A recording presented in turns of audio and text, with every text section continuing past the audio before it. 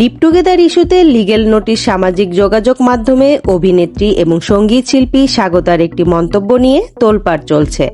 Live together normalise হবে ইনশাল্লাহ, এই মন্তব্যের পর তাকে একটি লিগ্যাল নোটিশ পাঠানো হয়েছে।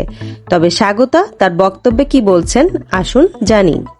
অভিনেত্রী স্বাগতার এই মন্তব্যটি ছিল, আমাদের সমাজ পরিবর্তন হচ্ছে, ডিভোর্স নর্মালাইজ হচ্ছে, লিভ টুগেদারও নর্মালাইজ হবে ইনশাল্লাহ।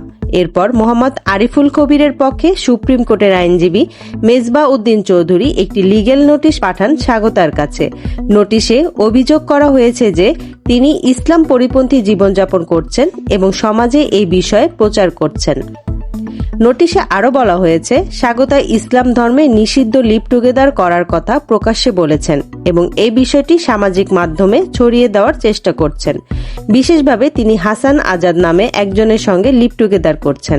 এতে সমাজে বিশৃঙ্খলা সৃষ্টি হতে পারে এবং ধর্মীয় অনুভূতিতে আঘাত লাগতে পারে বলে উল্লেখ করা হয়েছে। কিন্তু স্বাগতা এই নোটিশের বিরুদ্ধে জবাব দিয়েছেন। তিনি বলেন, আমি কাউকে লিভ টুগেদারে উৎসাহ দেইনি, এটি একান্তই ব্যক্তিগত পছন্দের বিষয়, আর আমার কথায় কেউ লিভ টুগেদারে উৎসাহিত হয়ে উঠবে এমনটা আমি বিশ্বাস করি না।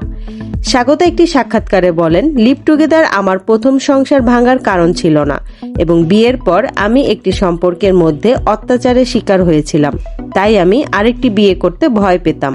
তিনি যোগ করেন, এটা ব্যক্তিগত সিদ্ধান্ত, যার যার জীবনে যা ভালো লাগে তা করবেন, আমি কেবল নিজের জীবন নিয়ে মন্তব্য করেছি। এদিকে স্বাগতা বলেন, যাদের ধর্মীয় অনুভূতিতে আঘাত লেগেছে তাদের আমি বলবো তারা তাদের ধর্মীয় নিয়ম মেনে চলুন, আমার জীবনের পছন্দ তাদের অনুসরণ করতে হবে না।